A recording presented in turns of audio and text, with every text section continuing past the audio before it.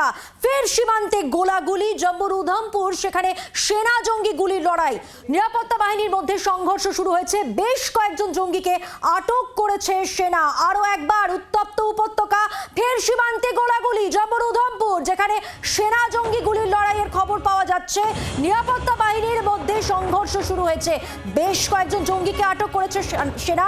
ঠিক কি পরিস্থিতি জানবো, টেলিফোন লাইনে রয়েছেন প্রতিনিধি রাজীব চক্রবর্তী। রাজীব, এই মুহূর্তে কি খবর পাচ্ছ, কি জানা যাচ্ছে, কি পরিস্থিতি? দেখো, এই মুহূর্তে গুলির লড়াই চলছে জম্মু কাশ্মীরের উধমপুরে। যেমনটা তুমি বললে, সেখানে কেন্দ্রীয় বাহিনী জম্মু কাশ্মীর পুলিশের সঙ্গে গুলির বিনিময় হচ্ছে, লড়াই চলছে জঙ্গিদের। এবং সেখানে একটি জঙ্গলের মধ্যে জঙ্গিরা লুকিয়ে রয়েছে, গোপন সূত্রে এমন খবর পায় তদন্তকারী গোয়েন্দা বিভাগ, এবং তারপর সেখানে গুলির লড়াই শুরু হয়েছে। উধমপুরের এই জায়গাতেই কিন্তু জৈশে মোহাম্মদের জঙ্গিরা এর আগেও লুকিয়েছিল, লড়াই চলেছে এবং নিকেশ করা গিয়েছিল বেশ কয়েকজন জঙ্গিকে।